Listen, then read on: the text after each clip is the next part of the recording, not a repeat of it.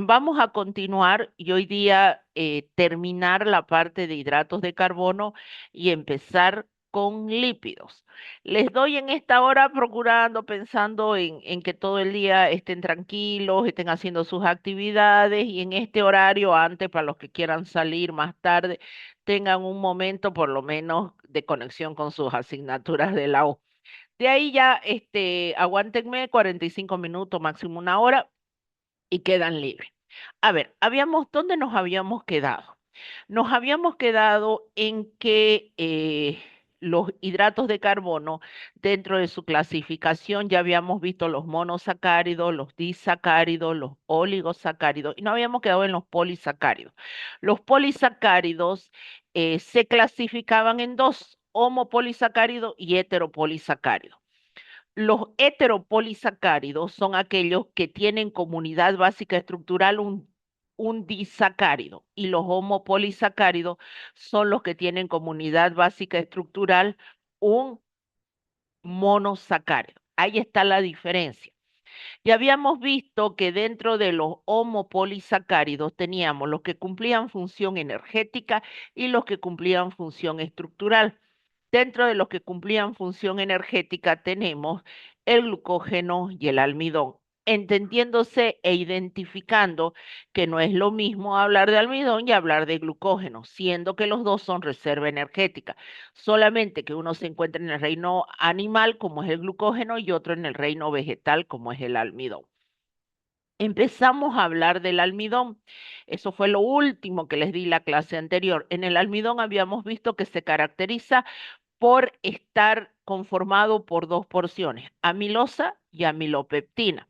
La amilosa, que alberga de 1000 a 5000 unidades de glucosa en forma de espiral, y la amilopeptina, que tiene ramificaciones alfa 1,6, primarias y secundarias, y muy parecido a la amilosa, tiene enlaces alfa 1,4.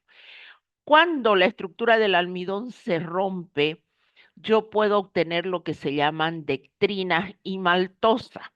Una hidrólisis parcial del almidón me da dextrinas y maltosa.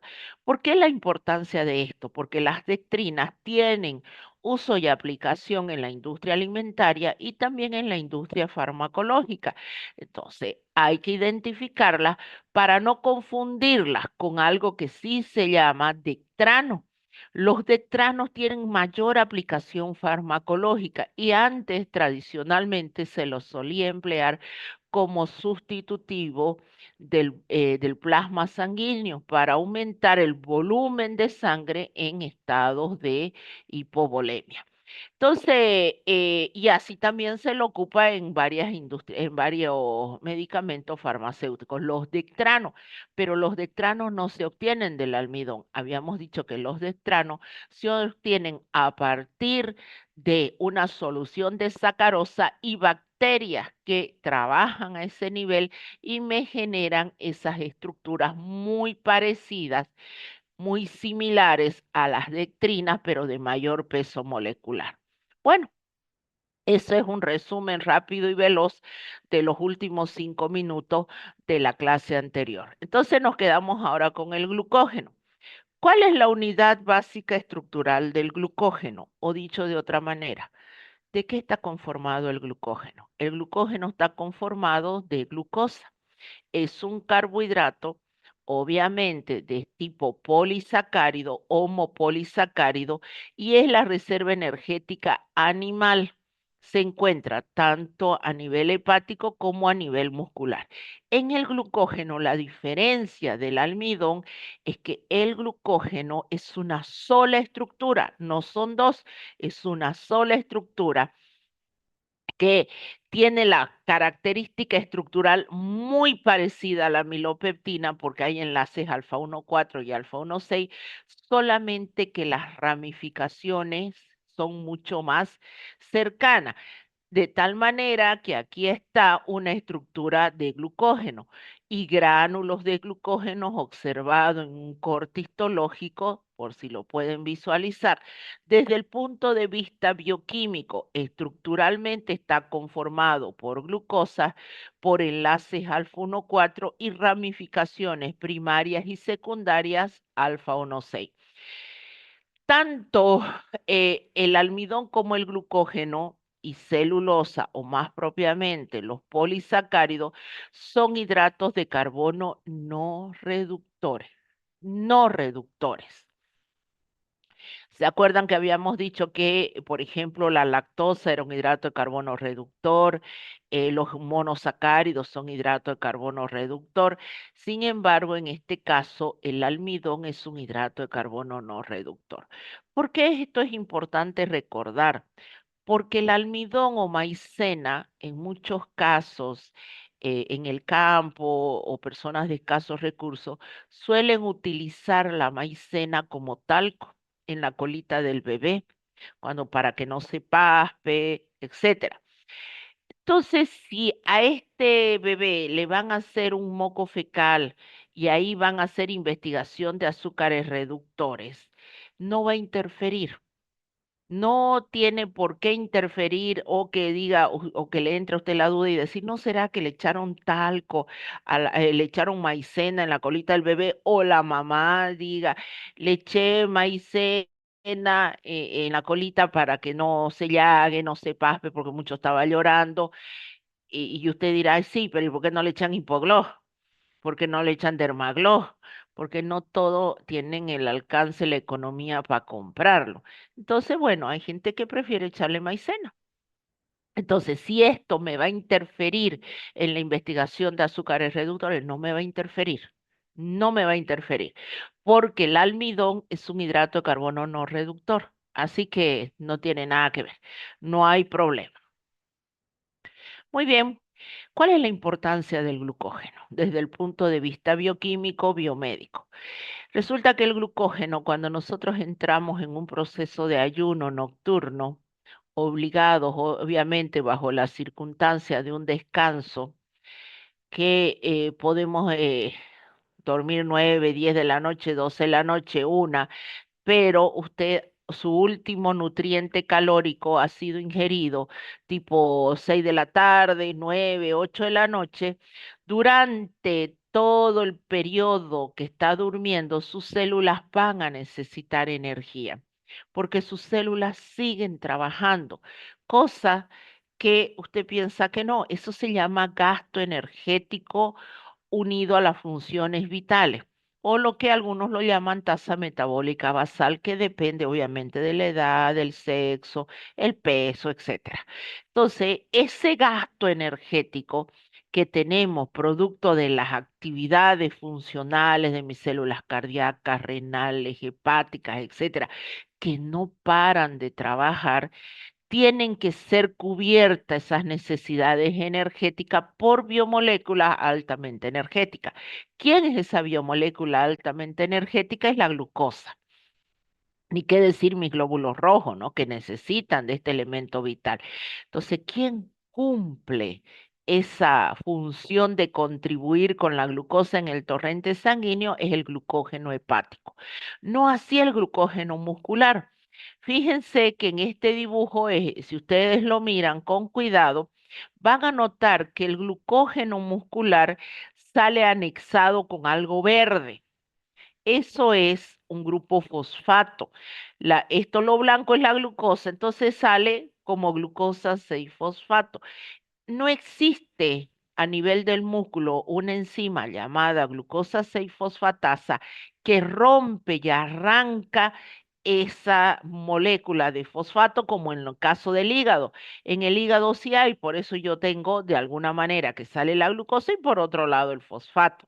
Entonces, este glucógeno hepático muscular, perdón, solo me contribuye para generar energía a las células musculares. El que me contribuye con la glicemia es el glucógeno hepático. Lamentablemente, la bibliografía menciona que este glucógeno hepático se agota entre 12, 14, 16 horas, se agota. Es por eso que su cuerpo, cuando usted se levanta en las mañanas, tiene o siente la necesidad de consumir algo, porque su cuerpo está deseoso de energía y los hidratos de carbono que usted consume cubrirán las necesidades energéticas y las que usted va adquiriendo sobrantes durante el día van a permitir que su hígado sintetice glucógeno bajo una vía que se llama glucogenogénesis o síntesis del glucógeno, para que nuevamente en la noche otra vez usted entre en un proceso de ayuno y otra vez ese glucógeno contribuya a dar energía a sus células. Entonces, esa es la gran importancia. Entonces, cuando a mí me dicen, ¿existe glucógeno en nuestro cuerpo? Claro que sí. ¿Existe glucógeno en el torrente sanguíneo? No. El glucógeno está en el hígado y en el músculo. ¿Qué pasa al torrente sanguíneo? La glucosa producto de la hidrólisis o rompimiento del glucógeno hepático, no así muscular. Bueno, listo. La importancia del glucógeno. Entonces, de repente nosotros ahora decimos, pero son los únicos hidratos de carbono, polisacárido no. Existen otros y habíamos hablado, ¿se acuerdan de la celulosa? Si bien la celulosa no forma parte del cuerpo humano, pero sí forma parte de los seres vivos como las plantas, entonces, esta celulosa habíamos dicho que contribuye al cuerpo humano a generar peristaltismo en nuestros intestinos, dar consistencia a las heces, limpiar nuestros intestinos. ¿De qué está conformado la celulosa? La celulosa, partamos que es la estructura dura de las células vegetales, esa rigidez es gracias a esto. ¿Y de qué está conformado? De glucosa también. La única diferencia es que los enlaces no son alfa, así como era en el caso del glucógeno y del almidón, sino son de tipo beta cruzado. Entonces, aquí no está muy bien representado.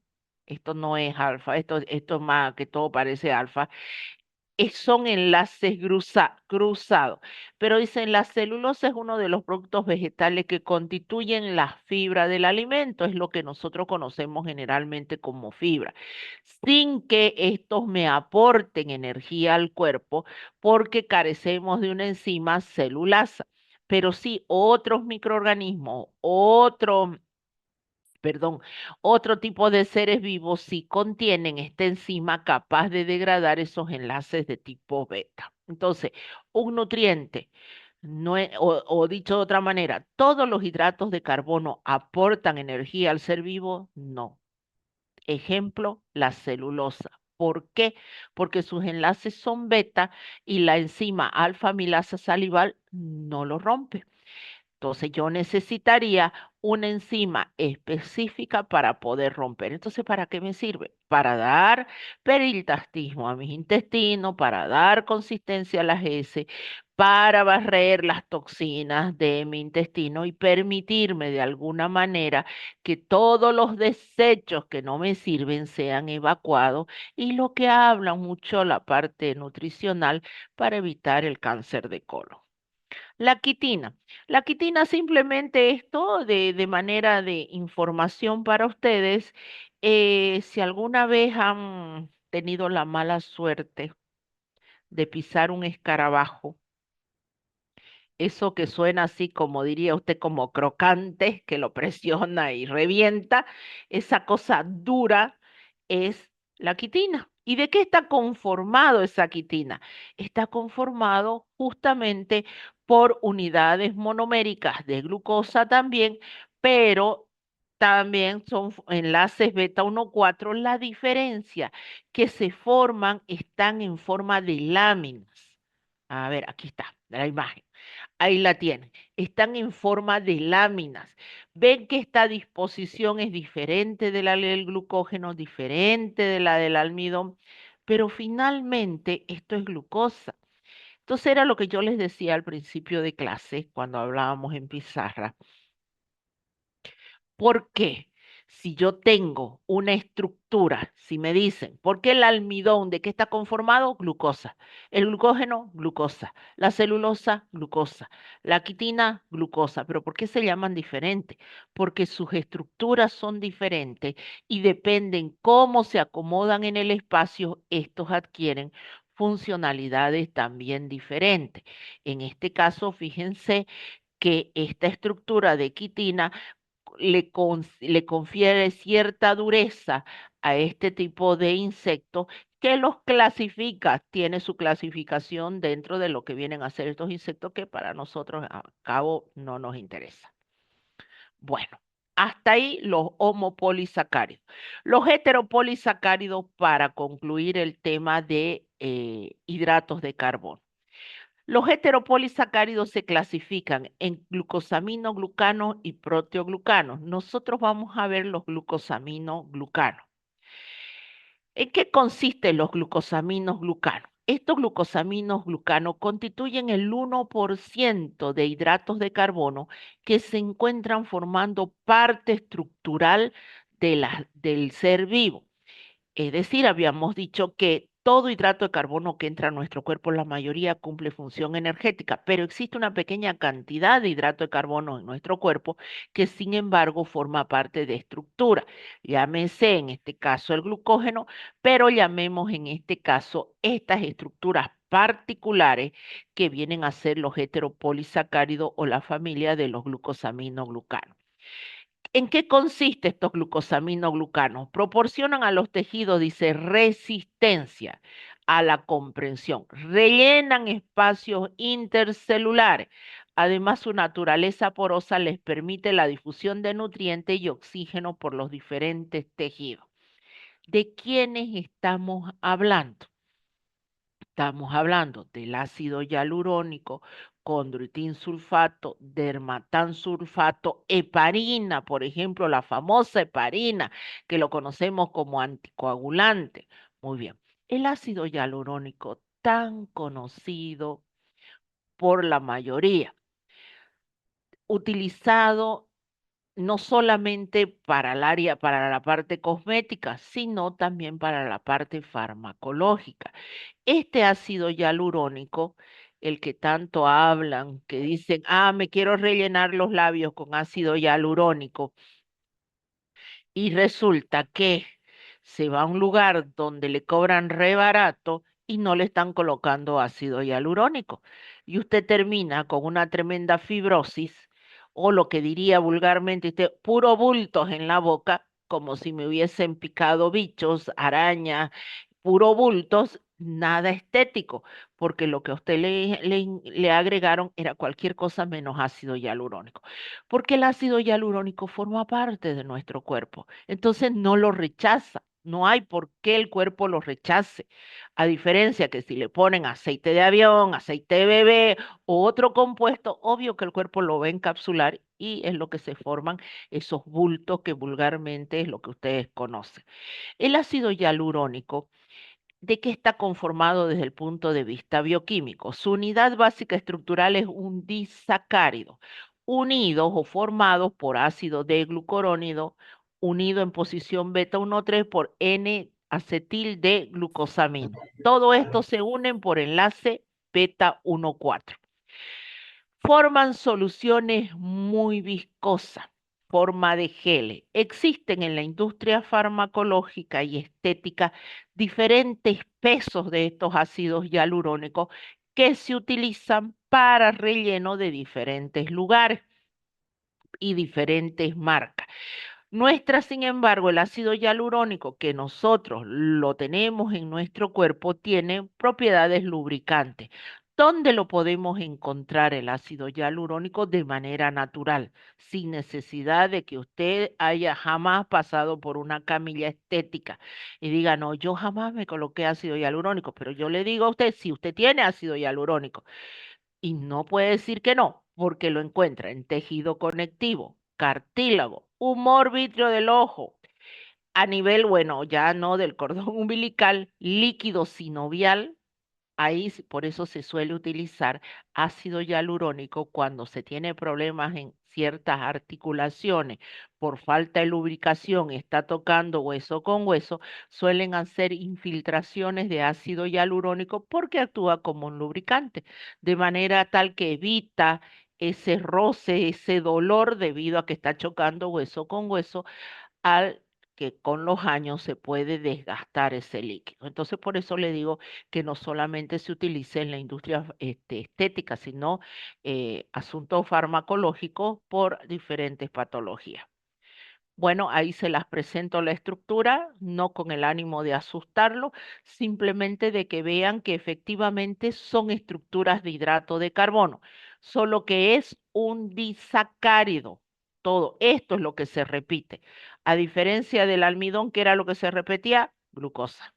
A diferencia del glucógeno, que es lo que se repetía, glucosa. En este caso, lo que se repite es una unidad disacárida. Condritin sulfato. Condritin sulfato, queratán sulfato tienen algo similar que actúan también a nivel de tejido, tienen un peso molecular, ahí dice de 10.000 a 5.000 Dalton y se lo encuentran en cartílagos y hueso. Su unidad básica estructural, otro disacárido conformado por ácido de glucurónido unido en enlace beta 1,3 con la 3N-acetilgalactosamina 4-sulfato. Ahí está. Esta es la unidad que se repite. Esto usted alguna vez, quizás en alguna de su familia, toman, pueden llegar a consumir, que lo suelen recetar cuando hay problemas a nivel justamente de las articulaciones, dolores o jugadores, los que juegan constantemente, por ejemplo, raqueta, básquet, etcétera, y tienen esa articulación es sometida a grandes esfuerzos constantemente, suelen darles unos sobrecitos que contienen meloxicam y condroitin sulfato, queratan sulfato, dependiendo las necesidades. El dermatán sulfato se lo encuentra en el tejido conectivo de la piel.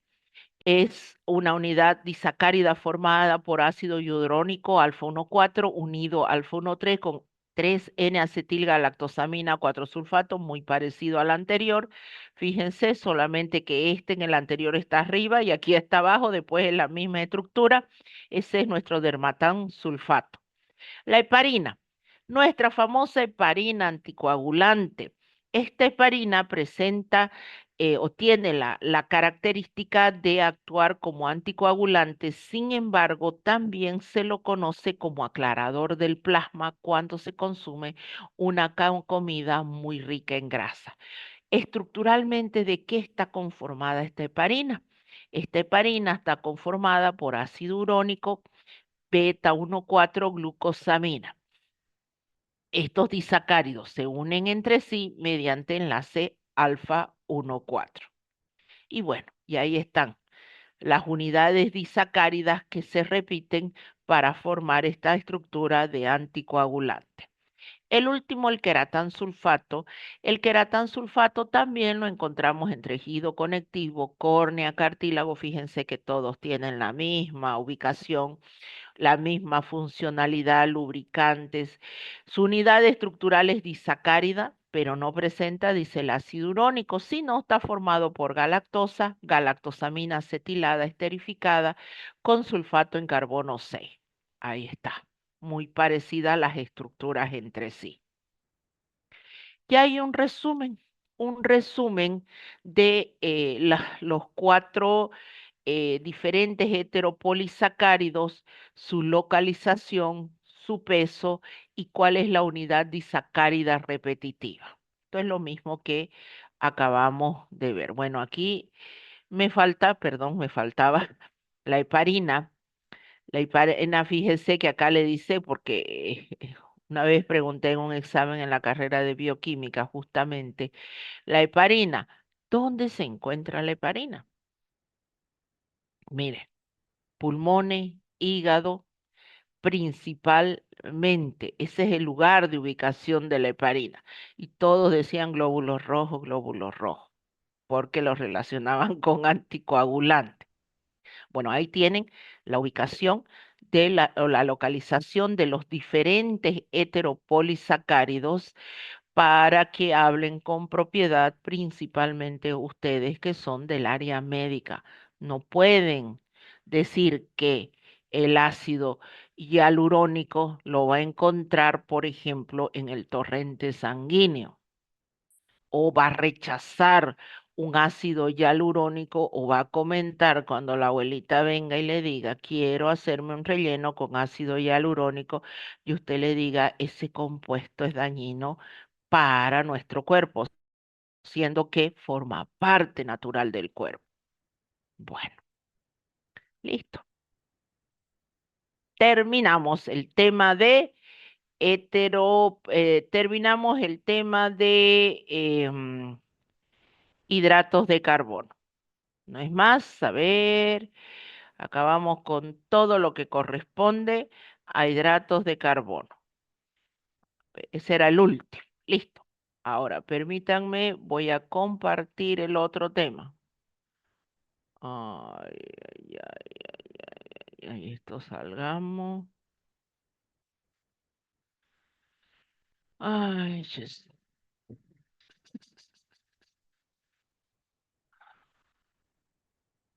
lípidos. Ya estaba haciendo burrera, ya. Ya.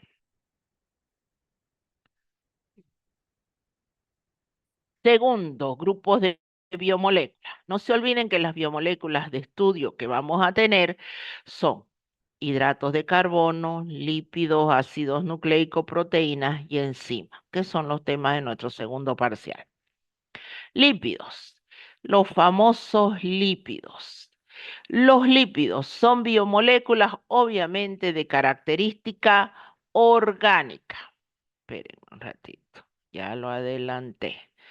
Son biomoléculas de característica orgánica o formadas por bioelementos primarios, carbono, hidrógeno, oxígeno, pequeña cantidad de fósforo, hay también azufre y nitrógeno. ¿Cuál es la diferencia? ¿Qué pasa con estas biomoléculas? A ver, cuando yo les dije hidratos de carbono y se le hablaba de hidrato de carbono, decíamos que un hidrato de carbono tiene grupos aldehídicos y es polihidroxialdehído y polihidroxicetona. Al libro que usted vaya, a la bibliografía que usted consulte, siempre le van a decir lo mismo. Desde el punto de vista bioquímico, un hidrato de carbono es un polihidroxialdehído, un polihidroxicetona. Y usted no puede decir, pues es papa, arroz, no puede decir. Ya un estudiante universitario, médico, estudiante de la carrera de medicina, ni siquiera de nutrición, no puede decir un hidrato de carbono, la papa, el arroz, no. Esos son alimentos. Pero, ¿qué es un hidrato de carbono? Es un polihidroxialdehído, un polihidroxicetona. Y todas las estructuras que hemos visto, que les he presentado, no con el ánimo de que usted se tenga que aprender de memoria esas estructuras, sino para que las identifique a las biomoléculas de otras. Son muy similares entre sí. Pero ahora cuando llegamos a los lípidos, se nos presenta un inconveniente. Es como que de repente ustedes sean 6 hermanos, todos somos la familia Fernández, dice. Somos los 6 hermanos Fernández. Y cuando la ven a su hermana mayor, de ojos verdes. La ven a su otra hermana, morena. Lo ven a su otra hermana, todos diferentes. Entonces usted dice, media rara la familia. Lo mismo pasa con esta biomolécula. Vamos a ver una gran familia de lípidos y todos diferentes. No como en el caso anterior. ¿Qué es el almidón? Glucosa. ¿Qué es el glucógeno? Glucosa. ¿Qué es la celulosa? Glucosa. Todo lo mismo, ¿no ves? Ahora, sin embargo, vamos a hablar de biomoléculas completamente diferentes. Si yo le digo triglicérido, glicerol con 3 ácidos grasos esterificados. Si yo le digo colesterol, ciclopentano perhidrofenantreno. Si yo le digo terpeno, isopreno. Si se corta, volvemos a entrar. Entonces, son cosas diferentes, pero pertenecen a la misma familia. Por eso dicen, es un grupo de sustancias muy heterogéneas que solo tienen en común 2 cosas. ¿Qué es lo común entre ellas? Son insolubles en agua, pero solubles en solventes orgánicos, llámense éter, cloroformo, benceno. O dicho de otra manera, son insolubles en solventes inorgánicos y solubles en solventes orgánicos. La clasificación, y aquí viene lo feo para ustedes, la clasificación lamentablemente de memoria. porque solamente así vamos a poder entender este tema. Solamente así. La clasificación me la tengo que aprender de memoria. Así como cuando no le queda otra que se tiene que aprender de memoria, los huesos del cráneo, porque no hay otra, para anatomía, aquí se tiene que aprender de memoria la clasificación de los lípidos para entender de quiénes estamos hablando. Entonces, los lípidos se clasifican en dos. De acuerdo, saponificable, los que tienen ácido graso como parte de su estructura. Insaponificable, los que no tienen ácido graso como parte de su estructura. ¿Qué significa saponificable? Que forman jabón. Así de sencillo, que forman jabón. Entonces, los lípidos se clasificarán. Aquellos que son capaces de formar jabones, ¿quiénes son esos? Los que tienen el requisito básico que tengan ácido graso formando parte de esa macroestructura. Y los insaponificables, los que carecen de ácido graso. A su vez, los lípidos saponificables se dividen en simples y complejos. Los simples, acilgliceroles y cera. Los complejos, fosfolípidos, glucolípidos y lipoproteínas.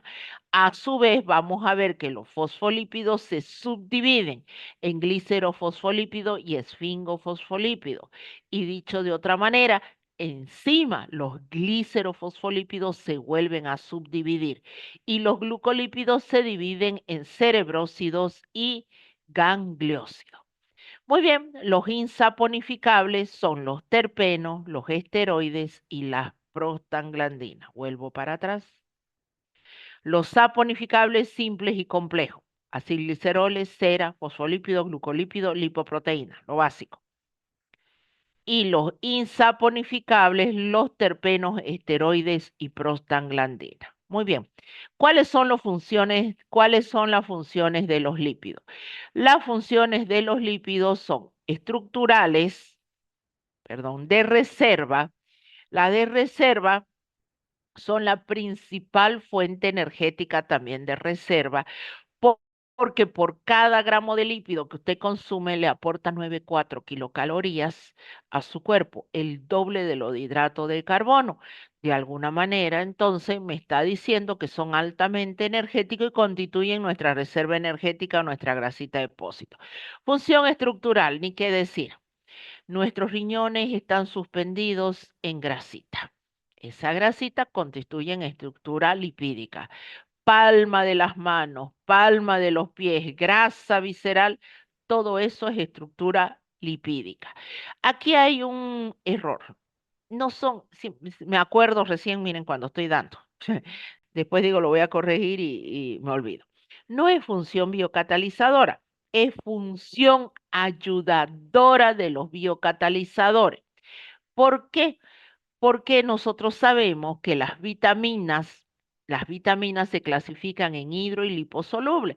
Bueno, las vitaminas son precursores de las coenzimas. ¿Y qué son las coenzimas? Ayudadoras de la actividad de la enzima. Entonces, yo necesitaré de estos lípidos que pertenecen a la familia de vitaminas liposolubles para ayudarme a la función biocatalizadora. Función transportadora. El transporte de lípidos, ni qué decir, los lípidos se asocian a proteínas y conforman lo que se llaman las lipoproteínas que me permiten transportar diferentes tipos de lípidos. Muy bien, un resumen de lo que acabo de hablar. Vamos con los ácidos grasos. Si habíamos dicho que los lípidos se clasifican en saponificable porque tienen ácidos grasos, insaponificable porque no tienen ácidos grasos, la pregunta ahora aquí es, ¿qué es un ácido graso? Un ácido graso es, aquí está, una larga estructura que tiene una cabeza polar de ácido carboxílico y un cuerpo apolar de cadena hidrocarbonada. Carbono, hidrógeno 3, miren, carbono, hidrógeno 2, y este N puede ser un número par o un número impar. Entonces, ¿qué es un ácido graso? Esto, no queda otra.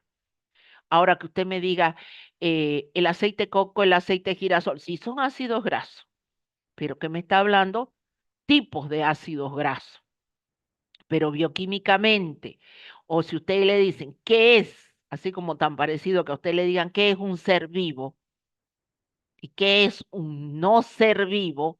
Entonces, hablamos con propiedad. En este caso, ¿qué es un ácido graso? No es más que una estructura o una biomolécula orgánica que tiene una cabeza polar, ácido carboxílico y una larga cadena hidrocarbonada, carbono, hidrógeno, carbono, hidrógeno. Muy bien. ¿Cómo se la representa?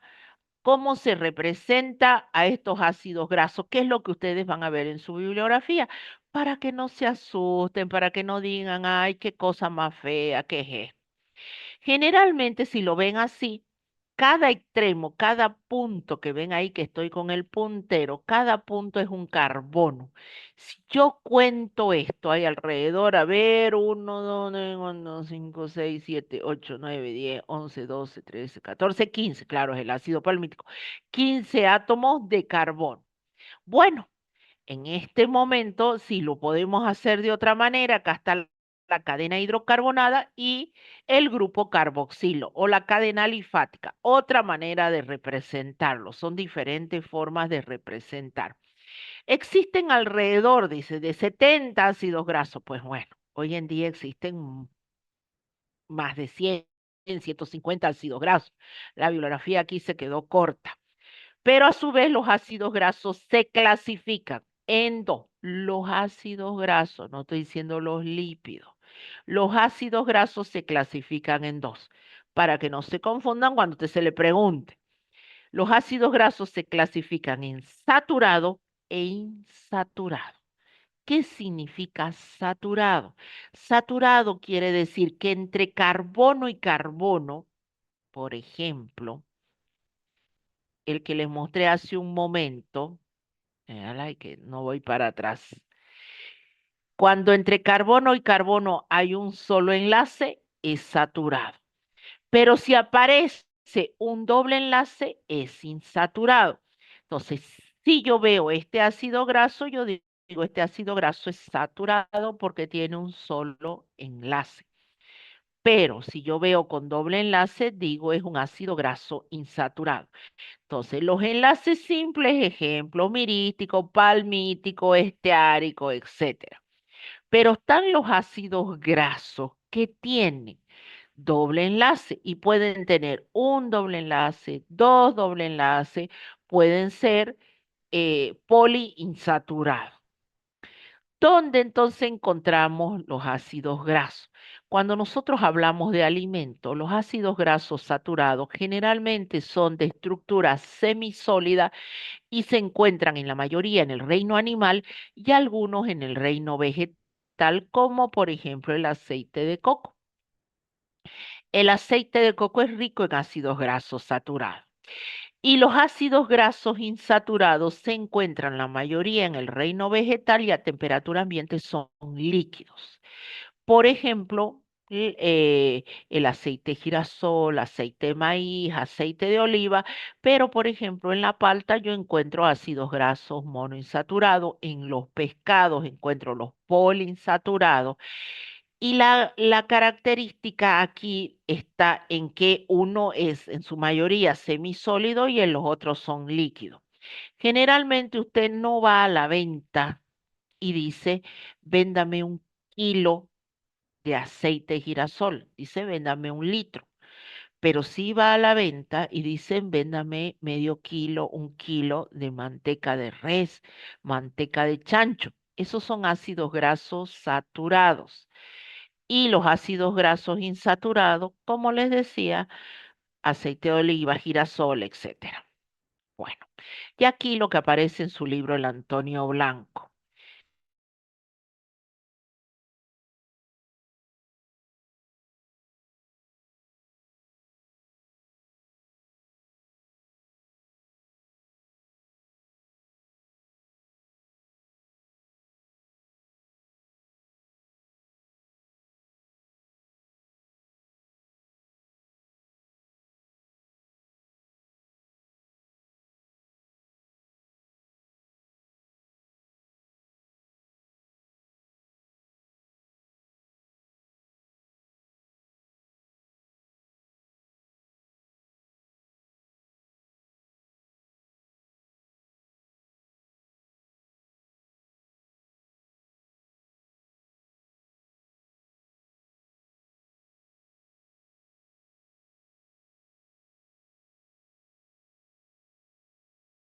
usted identifique cuáles son los ácidos grasos saturados y cuáles son los ácidos grasos insaturados.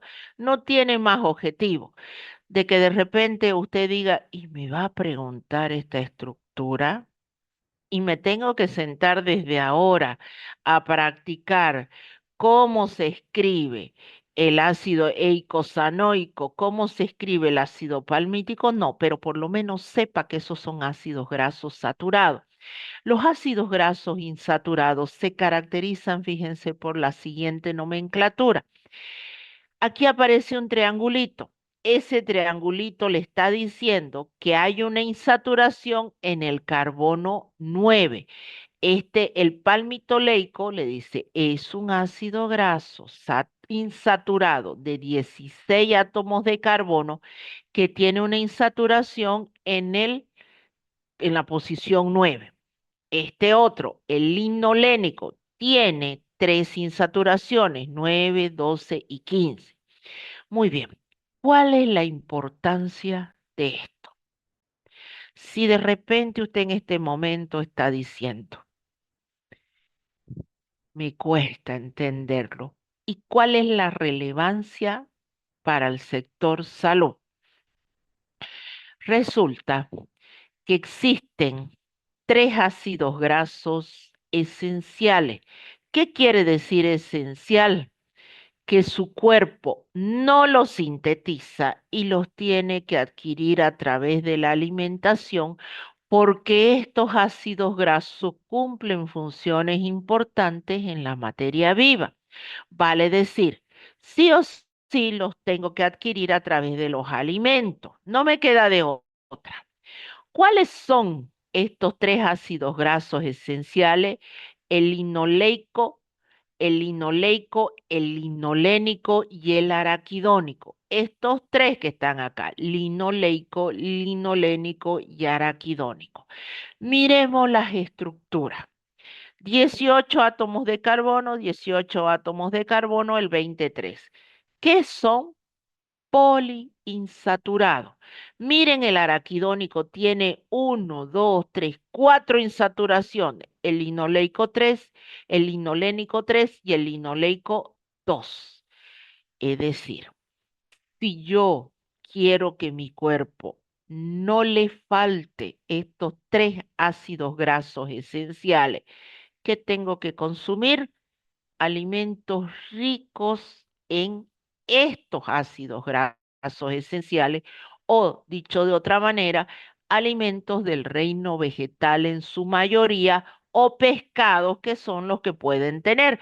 Por eso la dieta mediterránea habla tanto del salmón y dice una de las mejores dietas y más completas que pueden haber, y no voy a entrar en discusión con nutricionistas porque tienen sus divergencias, dicen es la dieta mediterránea, porque ahí no solamente se habla de vegetales, se habla de grasas también, pero grasas sanas, y se habla, por ejemplo, del alto consumo del salmón, que contiene, que dice que garantiza que nuestro cuerpo asimile estos ácidos grasos esenciales.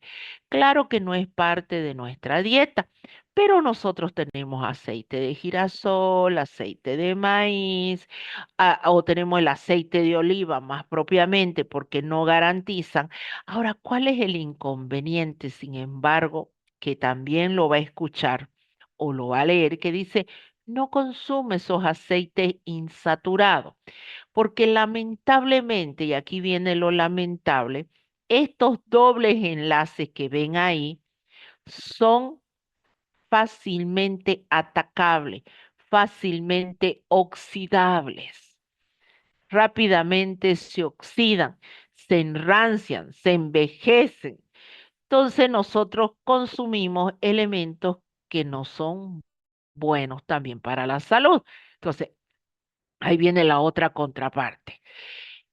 tengo que consumir los ácidos grasos esenciales. ¿Cuáles son los ácidos grasos esenciales? Son los poliinsaturados o son los insaturados y no así los saturados. Entonces, mejor que coma los insaturados, claro que sí, pero está la otra versión que le dice, cuidado con los insaturados. Rápidamente son atacados por el oxígeno, se forman peróxidos, que lo vamos a ver dentro de un momento, y eso causa daño hepático. Bueno, sigamos. Esta proyección lo único que tiene como objetivo es que usted vea los tipos de alimentos que contienen, por ejemplo, los saturados, donde yo encuentro la mantequilla, la carne, diferentes productos lácteos, el famoso aceite de coco. Cuidado porque me dicen el aceite de coco, pero el aceite de coco no tiene aceites insaturados, tiene aceites saturados en gran cantidad. Y bueno.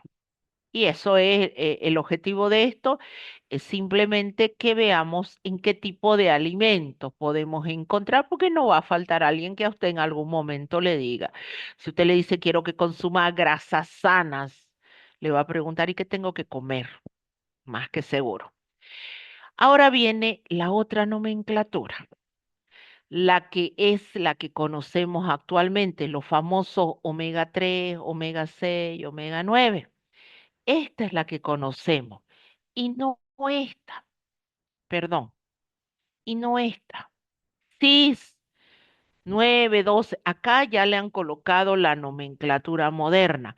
¿Por qué la nomenclatura moderna? Porque yo, fabricante de alimento, por ejemplo, productor de chía, resulta que lanzo al mercado mi bolsa con el maravilloso producto de la chía y le pongo esto, triángulo 5, 8, 11, 14. El que vaya a comprar ni lo va a mirar ni le va a entender. Pero si yo le pongo la jerga popular que ahora conocemos, ¿quién no habla del omega 3? ¿Quién no habla del omega 6? Se puso en boga todavía en la época del COVID. Entonces veamos a qué se refiere eso. Muy bien, por ejemplo, el ácido oleico se lo conoce como omega 9, el linoleico 6, el linoleico 3. ¿En qué consiste esos omega? Esta es su denominación del omega. ¿Por qué omega? Por lo siguiente, miren ustedes, es la forma abreviada. Estos son los nombres químicos. Ahora, ¿para qué cuando le pusieron omega? Este es el ácido graso insaturado. Decidieron ya no contar de la cabeza, sino de la cola. Y dicen carbono 1, 2, 3. En el carbono 3 empieza la insaturación. Este va a ser omega 3, pero no es el único. Me voy al otro. Este es el ácido alfa-linoleico, pero se lo va a conocer como omega 3 y abreviémoslo como ALA. Vamos al otro omega. Otro omega 3, el ácido eicosapentanoico. Muy bien, vamos para atrás. Uno, 2, 3, también empieza en el 3. Es omega 3, pero es otro ácido graso cuya abreviatura es EPA. Entonces va a ser EPA omega 3, ALA omega 3. Ahora, cuando usted ya escuche consejo farmacológico de consuma, si va a consumir omega 3, que sean EPA y que sea DHA, que contengan unidades suficientes de EPA y DHA, usted ya va a entender. ¿Qué se refiere? Son ácidos grasos insaturados y no se olviden que los ácidos grasos insaturados, tres de ellos son principalmente ácidos grasos esenciales para el cuerpo. El DHA o el docosahexanoico, DHA, es otro omega 3 porque la insaturación empieza de atrás para adelante en el 3.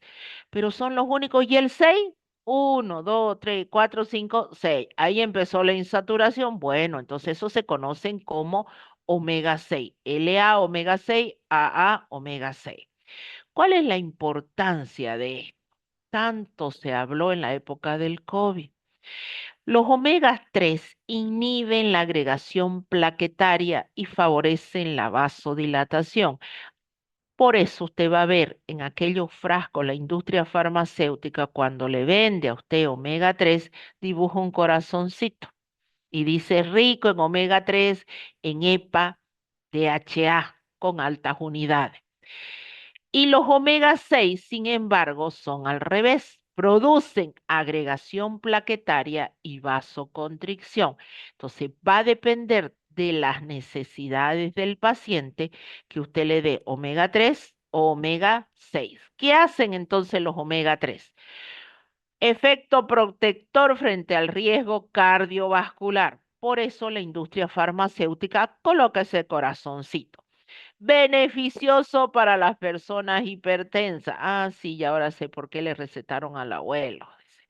Disminuye el colesterol LDL. ¿Cuál era el colesterol LDL? El colesterol malo, mal llamado malo, ¿no?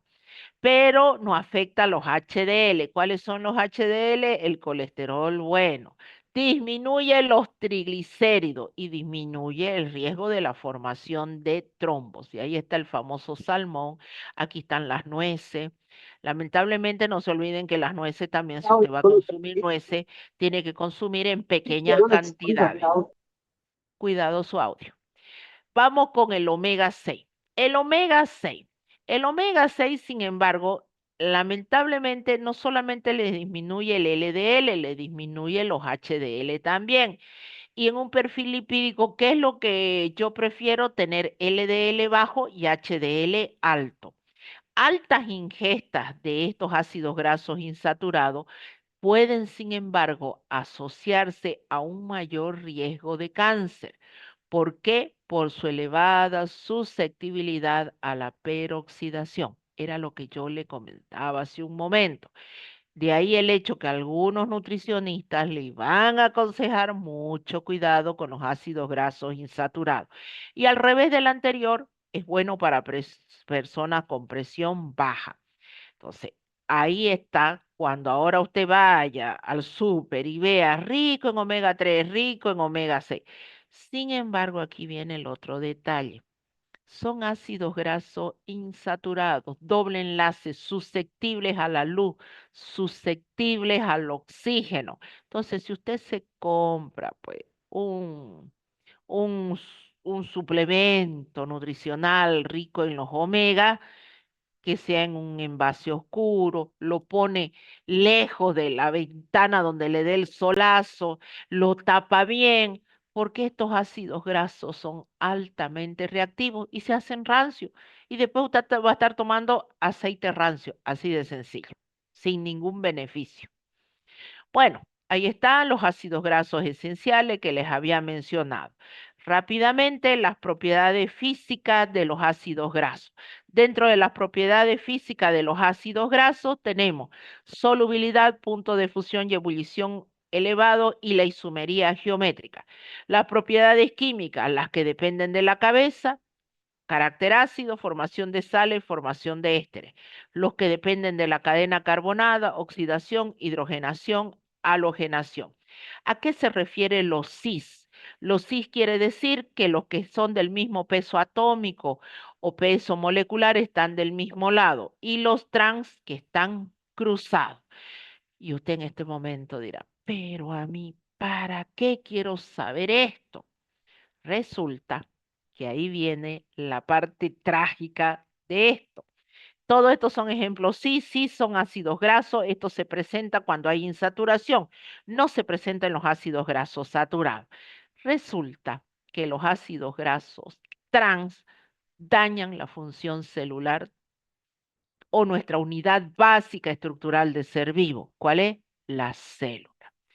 Es decir, que ahí está el peligro del consumo de los ácidos grasos insaturados.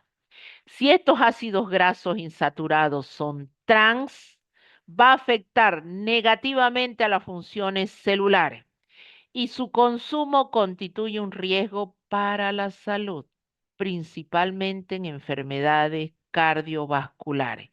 Me modifican de manera violenta mi perfil lipídico, por lo cual me va a provocar una alta incidencia cardiovascular y todas sus secuelas, un ACV, etcétera. Entonces, ¿qué prefiero? Procurar no consumir ácidos grasos trans. Y usted me dirá, ¿y dónde pues yo voy a consumir ácidos grasos trans?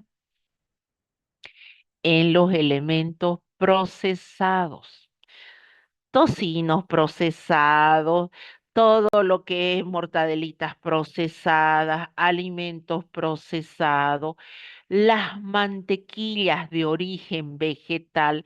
Ahora cuando vaya al súper o se dé una vueltita, busque esas de que ha sacado la pil en unos envases azules, dice margarinas de origen vegetal. Y abajito va a leer libre de ácidos grasos trans, libre de ácidos. Ellos le colocan que sea verdad, es otro detalle. Bueno, las recomendaciones de la ingesta de los lípidos, cuánto tenemos que consumir. Esto quiere decir que si usted se va a la pirámide alimenticia, donde aparecen los lípidos en el vértice. Tenemos que consumir grasas, claro que sí. Saturadas, insaturadas, ahí está el 10%, 18 y 6 al 10%. Vamos rápidamente a las propiedades, aguántenme unos 5 minutos más o menos, sí. Vamos a las propiedades químicas de los ácidos grasos. La formación de sales o jabones. A ver, saponificable, ¿qué quiere decir saponificable? Formación de jabón. Ese jabón con el que usted se está bañando en su casa. Listo. Es un lípido con una reacción de hidróxido de sodio. Un ácido graso, un lípido saponificable con hidróxido de sodio. Esta es la reacción. Llámese Dove, llámese jaboncito, no sé, Rexona, Lux, lo que usted le quiera llamar, todos tienen lo mismo. ¿Cuál es la diferencia? Usted me va a decir el precio. El Dove me sale como 15, pues bueno, ya no sé cuánto estará ahora. Bueno, digamos, me sale 15 y los otros jabones, no, creo que está 30 ya. El otro jabón me sale, hay esos jaboncitos que no, chiquititos que no sirven. Muy bien. ¿Cuál es la diferencia? Que los otros jabones le han echado humectante, le han controlado el pH y estos otros más baratos, no le han medido el pH, le echaron hidróxido de sodio. El hidróxido de sodio es cáustico. Bueno, usted con acné se lava la cara con un jabón de esos de mala calidad, se le irrita la piel, se le empieza a arder, se le brota, se le infecta peor. ¿Por qué? Por este hidróxido de sodio. De ahí que su famoso dermatólogo le dice, use un jabón de pH neutro. Le está diciendo que el fabricante se encargue de minimizar este hidróxido de sodio. El hidróxido de sodio tiene un pH alcalino. Hay que neutralizarlo. Bueno, ya sabe el motivo. Todos los jabones tienen esta reacción, pero hay jabón y jabón porque algunos le echan humectante, le miden el pH, le controlan la agresividad. Entonces, ahora piénsela bien cuando usted vaya a invertir en un jabón. Piense en su gran tejido que lo protege del medio ambiente, que es la piel. Y su piel se merece un cariño diario, no agrediéndolo con un producto altamente cáustico que es el hidróxido de sodio. Muy bien. El jabón hace espuma, no hace espuma, igual tiene su acción. Yo me acuerdo en la época del COVID, que siempre lo voy a mencionar al doctor Virgilio, que estaba en esa época, el doctor Virgilio Prieto estaba eh, en la época del COVID a nivel nacional encargado del área de epidemiología. Y él recomendaba algo, siempre lo veía en la tele y decía lo siguiente, él, no hace falta que usted corra a la farmacia a buscarse esos jabones caros. Basta, decía, con un jabón de pasta que tiene para lavar en su casa. Salga a la calle y vuelva, lávese las manos con ese jabón. No importa si no hace espuma. Igual la acción del jabón se está cumpliendo. ¿Y cuánta razón tenía? ¿Y por qué decía eso? Porque el coronavirus tiene una capa lipídica. ¿Y qué hace este jabón? La función del jabón es deshacer esa capa lipídica. Por eso nos enseñaban hasta cómo teníamos que lavarnos bien, porque le estaba diciendo, vaya hasta el último lugar y trate de que el virus no se pegue. Entonces, con eso no necesitaba más, no necesitaba irse a la farmacia, porque todo mundo, ¿se acuerdan que agotaron, o no se deben acordar ustedes, pero agotaron en las farmacias los jabones? Y los jabones, y lo más gracioso del caso, que eran los jabones bacteriales, para bacterias. Y esto es un virus. Nada que ver, ¿no? Pero ya, eran jabón. Pero ahí entraba el doctor y decía, basta con un jabón de pasta, con ese que usted tiene para lavar la ropa, con eso. No importa que no haga espuma. Efectivamente, esa es la acción emulsionante de los jabones. Estos jabones, ¿qué es lo que, bueno, hablando de los ácidos grasos, ¿qué es lo que pasa con los ácidos grasos? Los ácidos grasos tienen una parte, una cabeza polar y un cuerpo apolar. El cuerpo apolar, si usted lo pone en agua, estas son las famosas micelas. Cuando usted un sartén con agua, pues perdón, un sartén con aceite, le echa agua, vaya y vea, saltan unas gotitas. Esas gotitas son las micelas, porque esta estructura es anfipática, esas se las expliqué yo cuando estábamos viendo la acción del agua con las diferentes estructuras. Esto es anfipático, es lo mismo que sucede en la doble capa lipídica, son estructuras anfipáticas. Entonces, estas micelas no es más que la acción justamente del agua con un ácido graso. Muy bien. Veamos entonces la forma. Esta es la esterificación de un ácido graso, lo vamos a ver en los triglicéridos. Esto es la oxidación, lo que yo les decía. Estoy ocupando, está bien, el aceite está caro, realmente caro. Yo me acuerdo que habían los aceites de 8 bolivianos que yo ni los miraba. Ah, no, yo quiero Finolay. Corría a comprar esos aceites de Finolay de 20 pesos porque yo quería Finolay. Bueno, ahora ese de 8 está más de 20.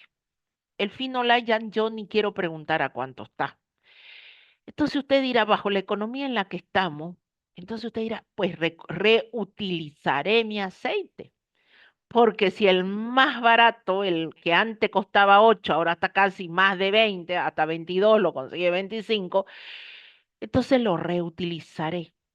Y aquí viene lo lamentable. Viene lo lamentable. Los ácidos grasos insaturados, llámese girasol, nolay, silay, etcétera, tienen estos dobles enlaces. Estos dobles enlaces son atacados por el oxígeno. Se forman estos peróxidos. Estos peróxidos nos hacen estragos en el hígado. Necesitamos a los citocromos muy característicos a ese nivel para romper estas estructuras. Y eso significa un trabajo extra, mis células hepáticas, un desgaste. Entonces, lamentablemente, usted compró. Ah, no, es que yo lo utilicé para fritar empanada, ahora lo voy a utilizar para fritar carne, mañana para fritar papa frita, mañana para volver a fritar pollo y así sucesivamente. Usted está dándole a su cuerpo una gran cantidad de peróxido. Ahora, si usted me dice, ¿y cómo hacen entonces las pensiones? Y bueno, lamentablemente ahí cuando comemos comida de pensión nos arriesgamos a que estén utilizando ácidos grasos o aceites de mala calidad o reutilizar. Bueno, ahí se los dejo. Y por último, los ácidos grasos insaturados se pueden saturar de semilíquido paso a sólido. Estas son las margarinas, dicho de otra manera. ¿Cuántas mantequillas conoce usted? La de la PIL, por ejemplo, las de los menonitas, ¿esas de qué origen son? Animal. ¿Cómo hace la mantequilla la PIL? Esa mantequilla en envase dorado y plateado con sal y sin sal, es la grasa, la nata de la leche que la sacan y la procesan y la hacen mantequilla de origen animal. Ay, los menonistas venden una mantequilla riquísima, dices amarilla, es grasa animal. Listo, riquísima en ácidos grasos saturados. Ah, entonces usted dice, ah, no, pues entonces yo me voy a comer la vegetal. Lamentablemente, cuando pasa de aquí a aquí, del insaturado al saturado, esas que venden, que usted las encuentra hasta baratas por ahí en los mercados, tienen en ese proceso se forman muchos ácidos grasos trans. Por eso la pila ha sacado este proceso y le dice libre de ácidos grasos trans. ¿Verdad o mentira? No lo sabemos. Y hay investigadores que comentan así y dicen, lamentablemente, se generan subproductos muy parecidos al plástico. Y nosotros sabemos que el plástico en el medio ambiente demora 100 años en degradarse. Es decir, usted le está metiendo a su cuerpo compuestos químicos que no los va a poder deshacer. Y obvio que después nos quejamos, ¿no? Y decimos, ¿por qué cáncer? ¿Por qué esta enfermedad tan rara? ¿Qué es lo que pasa? Porque antes nuestros abuelos, nuestros bisabuelos no se iban a estos elementos procesados. Era leche pura, nata. Eso era lo que consumían. Todos embutidos y todo eso. No, carne de charque, sí, carne con sal y listo. No eran todo el procesado, el compuesto químico que consumimos ahora y que lamentablemente vamos dañando nuestras células. De ahí que los veganos han cobrado gran fuerza. Y la halogenación, simplemente el hecho de introducir yodo para formar una estructura de identificación entre ácidos grasos saturados y ácidos grasos insaturados. Bueno, niños, hasta ahí me quedo porque ya después, la última parte, vamos a hablar de los lípidos simples y complejos, su ubicación, su función, y ese es el tema del lípido. Es bonito, es fácil, son cosas que ustedes conocen a partir de ahora cuando vayan al supermercado o vean los productos que tengan en casa. Miren si tienen ácidos grasos saturados, insaturados, qué tipo de lípidos hay, si son libres de ácidos grasos trans, son omega 3, 6, 9. Vayan viendo que son hechos que forman parte de la vida diaria. Bueno, les voy a subir los PowerPoints, se los voy a subir a plataforma. No se preocupen, todo esto ustedes lo van a tener. Listo, nos vemos, descansen. La otra semana pasamos también dos clases, por favor. Permítanme que pasemos dos clases más y no se olviden que el martes, cuando volvamos de este martes al otro martes, hay dos grupos que me tienen que exponer. El grupo de